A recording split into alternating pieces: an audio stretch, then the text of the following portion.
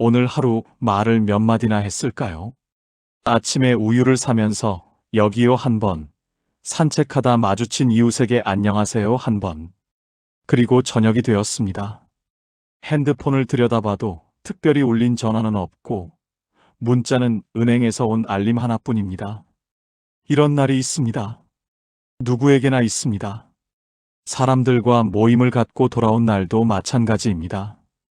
웃고 떠들다가 집에 돌아와 문을 닫는 순간 갑자기 조용해집니다. 방금 전까지의 소란이 거짓말처럼 사라지고 혼자만 남은 공간이 유난히 넓게 느껴집니다. 이런 순간 우리는 외로움이라는 감정과 마주하게 됩니다. 그런데 이 외로움을 우리는 어떻게 이해하고 있을까요? 혹시 내가 뭔가 잘못 살았나? 이제는 이렇게 살아야 하나라는 생각이 스쳐 지나가진 않았습니까? 하지만 외로움은 실패가 아닙니다.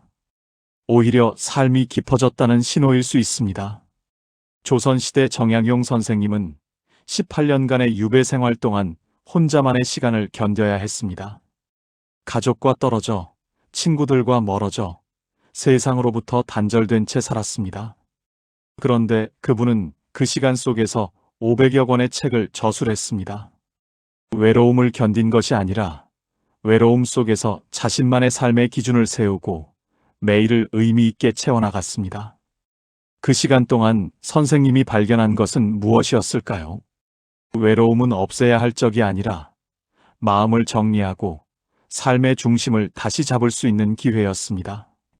그리고 행복은 누군가가 가져다 주는 것이 아니라 스스로 만들어가는 생활의 결과였습니다. 오늘 이 이야기는 그런 이야기입니다. 외로움을 마주했을 때 마음을 어떻게 지켜야 하는지, 그리고 삶을 어떻게 단단하고 행복하게 만들어갈 수 있는지를 함께 정리해 보려 합니다. 철학 강의가 아닙니다. 감정을 과하게 위로하려는 것도 아닙니다.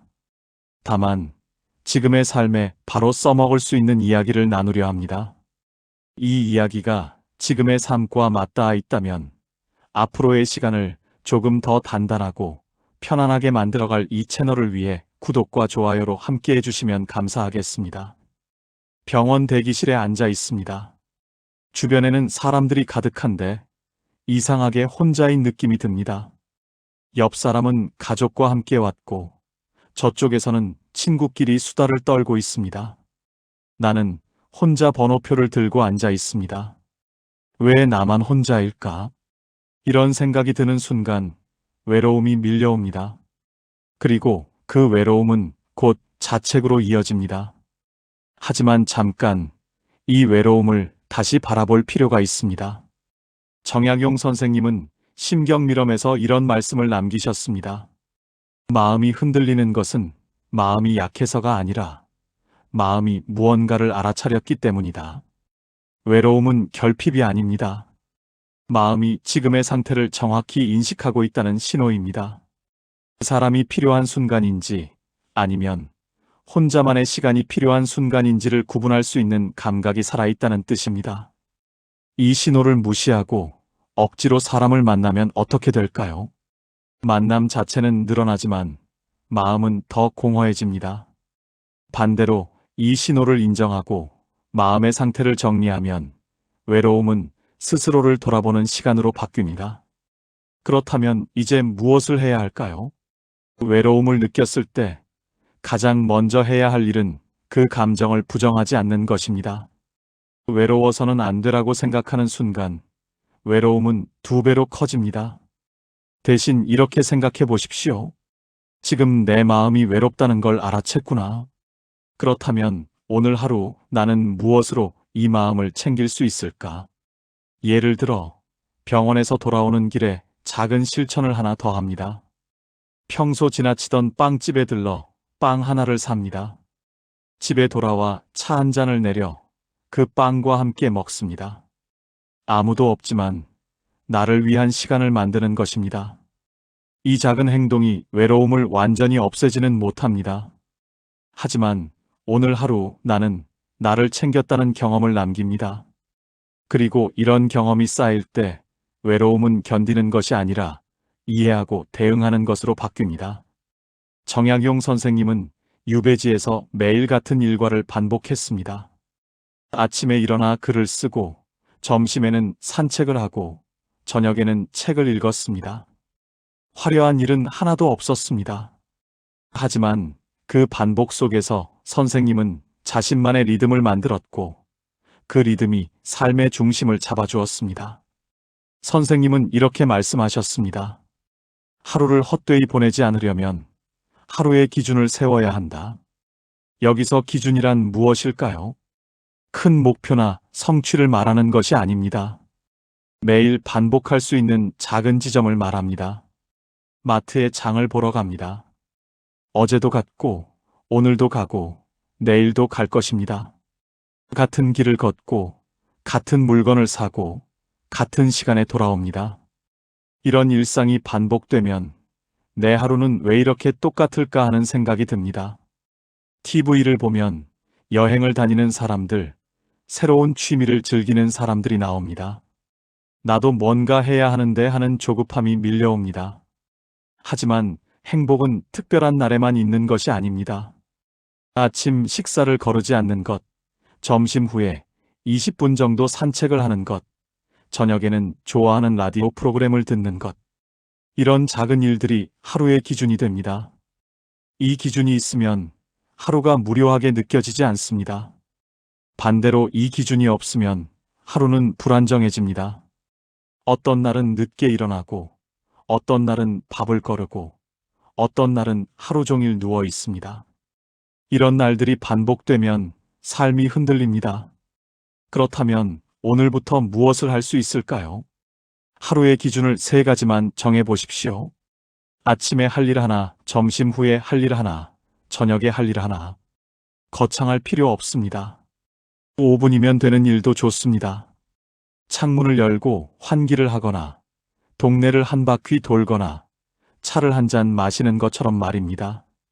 이 3가지를 매일 반복합니다. 처음에는 별것 아닌 것처럼 느껴질 수 있습니다.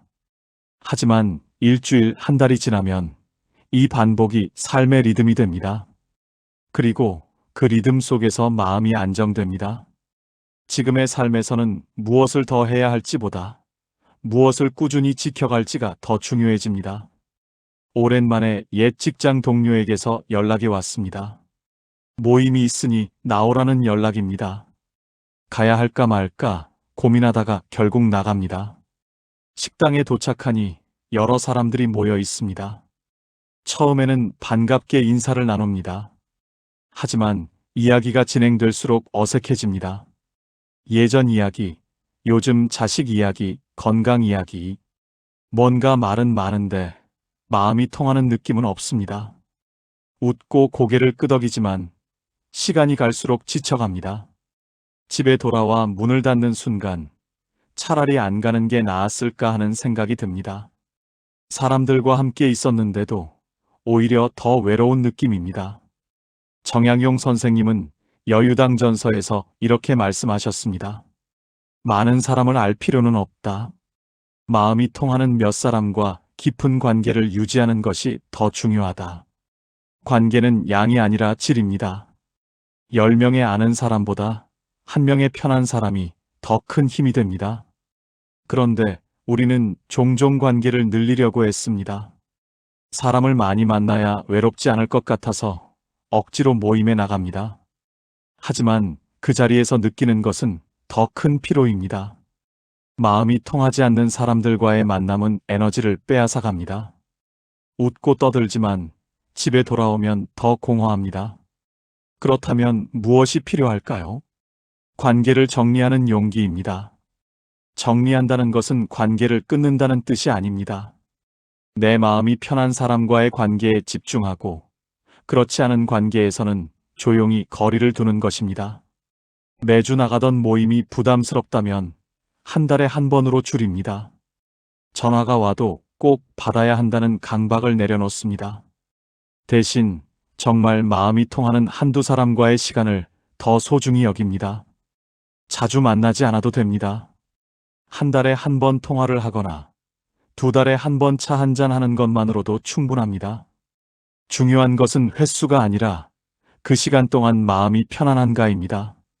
관계를 정리하면 시간과 에너지가 남습니다. 그 시간을 나를 위해 씁니다.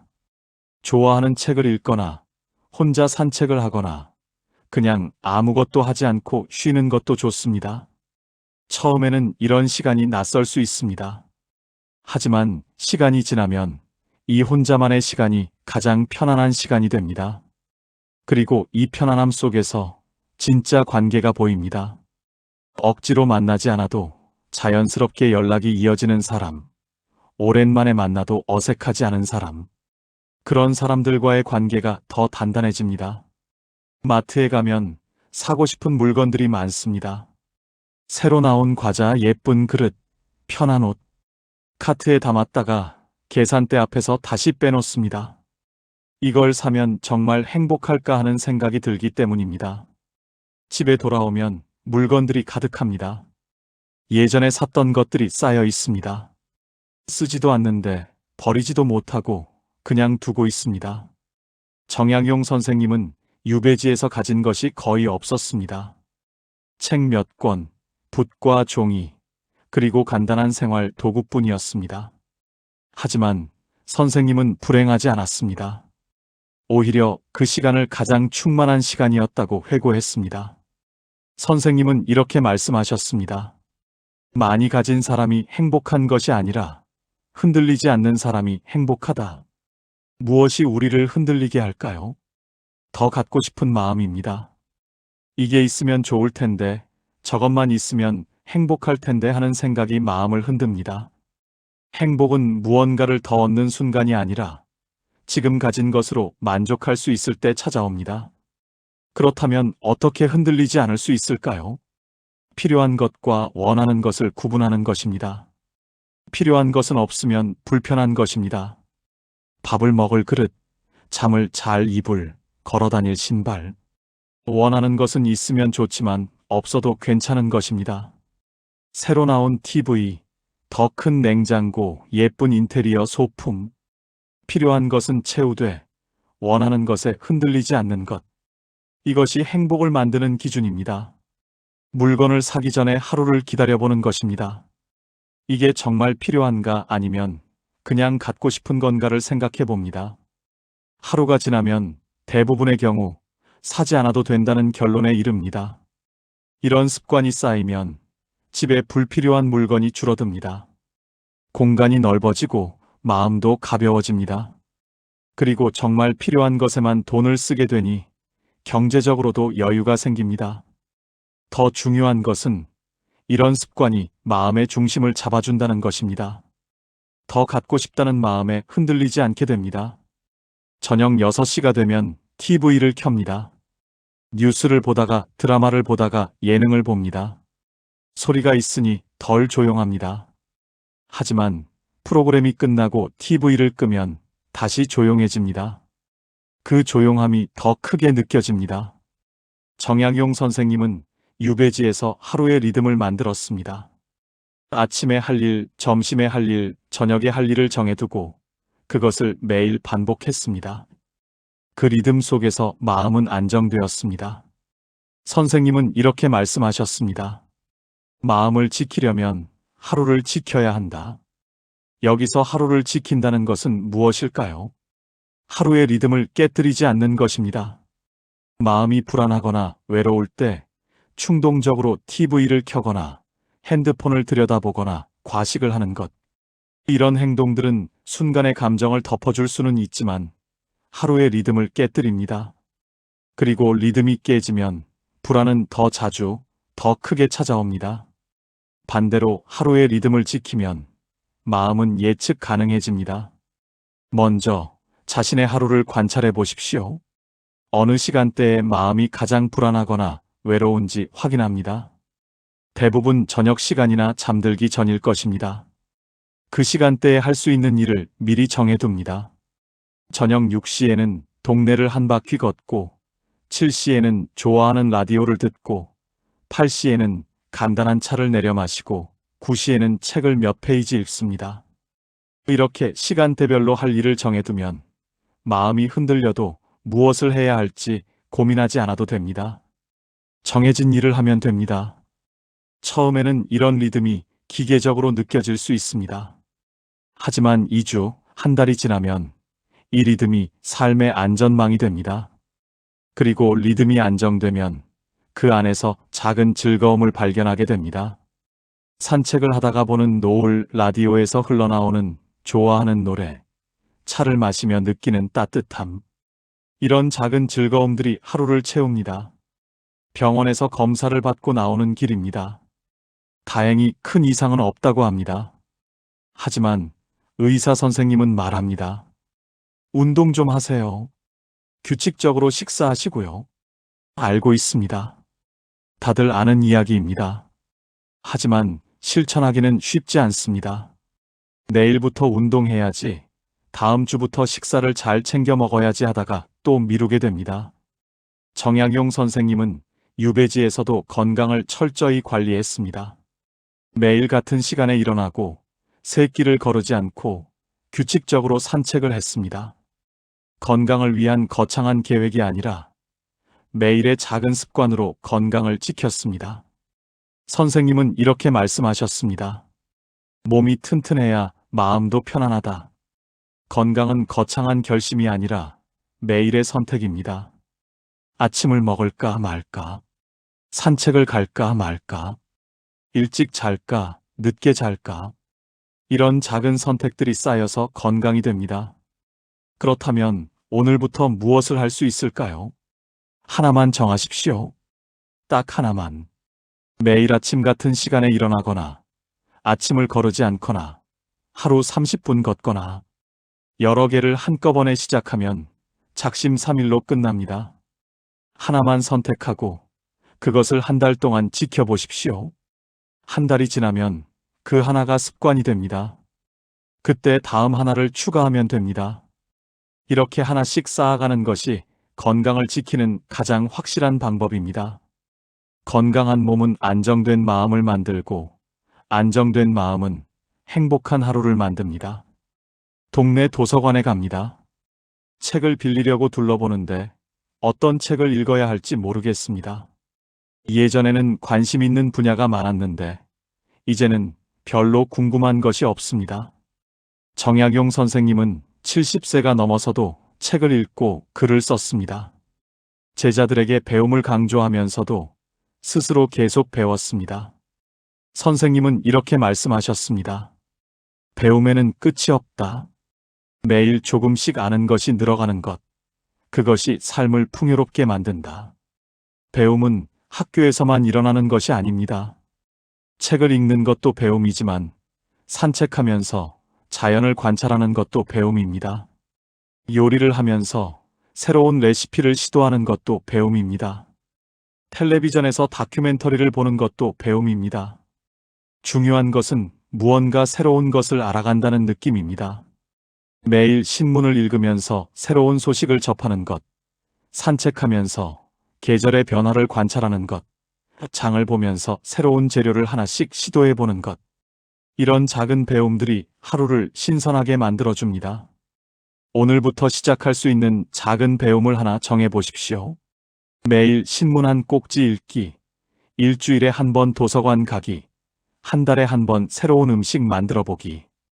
배움이 계속되는 한 삶은 계속 풍요로워집니다.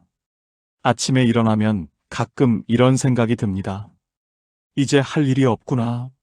직장에서 은퇴했고, 아이들은 독립했고, 해야 할 큰 일은 다 끝났습니다. TV에서는 제2의 인생을 이야기합니다. 새로운 취미를 찾고 새로운 일을 시작하라고 합니다. 하지만 그런 말들이 공허하게 느껴질 때가 있습니다. 정약용 선생님은 유배에서 풀려난 후 70세가 넘어서도 글을 쓰고 제자를 가르쳤습니다. 누가 시켜서가 아니었습니다. 선생님에게는 매일 해야 할 일이 있었기 때문입니다. 선생님은 이렇게 말씀하셨습니다. 삶은 완성되는 것이 아니라 완성되어 가는 것이다. 이 말씀의 의미는 무엇일까요? 삶은 어느 순간 끝났다고 말할 수 없다는 것입니다. 큰 일을 다 마쳤어도 매일 살아가는 것 자체가 삶을 완성해가는 과정입니다. 오늘 아침을 먹고 산책을 하고, 책을 읽고, 저녁을 먹고, 잠드는 것. 이 평범한 하루가 삶을 완성해가는 과정입니다. 많은 사람들이 하루를 무료하게 보냅니다. 하지만 하루를 건강하게, 평온하게, 의미 있게 보내면 삶은 완성되어 갑니다. 그렇다면 오늘 무엇을 할 수 있을까요? 오늘 하루를 잘 보내는 것입니다. 큰 목표를 세울 필요 없습니다. 오늘 하루만 건강하게, 평온하게, 의미 있게 보내는 것입니다. 매일 저녁, 오늘 하루를 돌아보는 시간을 갖는 것입니다. 거창한 일기를 쓸 필요 없습니다. 그냥 마음속으로 생각해 봅니다. 오늘 나는 무엇을 했는가? 오늘 하루는 의미가 있었는가? 그리고 대답합니다. 아침을 잘 먹었고, 산책도 했고, 책도 읽었다. 오늘 하루도 잘 보냈다. 이 확인이 중요합니다. 오늘 하루를 잘 보냈다는 확인이 내일을 살아갈 힘이 됩니다. 오늘 이야기를 시작하며 외로움에 대해 이야기했습니다. 하루 종일 말을 거의 하지 않은 날, 전화가 울리지 않는 저녁. 이런 순간들에서 우리는 외로움을 느낍니다. 하지만 외로움은 실패가 아니라 마음이 깊어졌다는 신호라는 것을 이야기했습니다. 그리고 외로움을 넘어 삶을 단단하고 행복하게 만드는 방법들을 함께 정리했습니다. 하루의 기준을 세우는 것, 관계를 숫자가 아니라 깊이로 이해하는 것, 필요한 것과 원하는 것을 구분하는 것, 시간을 관리하는 것이 곧 마음을 관리하는 것임을 아는 것, 건강을 매일의 작은 선택으로 지키는 것, 배움을 계속하는 것, 그리고 삶을 매일 완성되어 가는 과정으로 바라보는 것. 이 모든 이야기는 결국 하나의 메시지로 모아집니다. 행복은 특별한 순간이 아니라 매일의 습관 속에 있습니다. 마음가짐은 삶의 중심을 잡아주고 그 중심 위에 작은 선택들이 쌓여 행복이 됩니다. 정약용 선생님은 18년의 유배 생활을 통해 이것을 깨달았습니다. 흔들리지 않는 마음의 기준을 세우고 그 기준 위에 매일의 습관을 쌓아 올렸습니다. 그리고 그 습관들이 선생님의 삶을 완성해 갔습니다. 지금 우리도 마찬가지입니다. 외로움을 느낀다고 해서 삶이 실패한 것이 아닙니다. 특별한 일이 없다고 해서 하루가 무의미한 것이 아닙니다. 오히려 지금이야말로 삶의 진짜 중심을 잡을 수 있는 시간입니다. 무엇을 더 해야 할지보다 무엇을 꾸준히 지켜갈지를 생각할 수 있는 시간입니다. 정약용 선생님의 시선으로 바라보면 지금의 삶은 완성되어 가는 과정입니다. 오늘 하루를 잘 보내는 것, 내일도 오늘처럼 잘 보내는 것, 그 하루하루가 쌓여서 삶은 완성되어 갑니다. 마음가짐은 삶을 지탱하는 기둥이고 행복은 그 위에 쌓이는 매일의 작은 선택들입니다.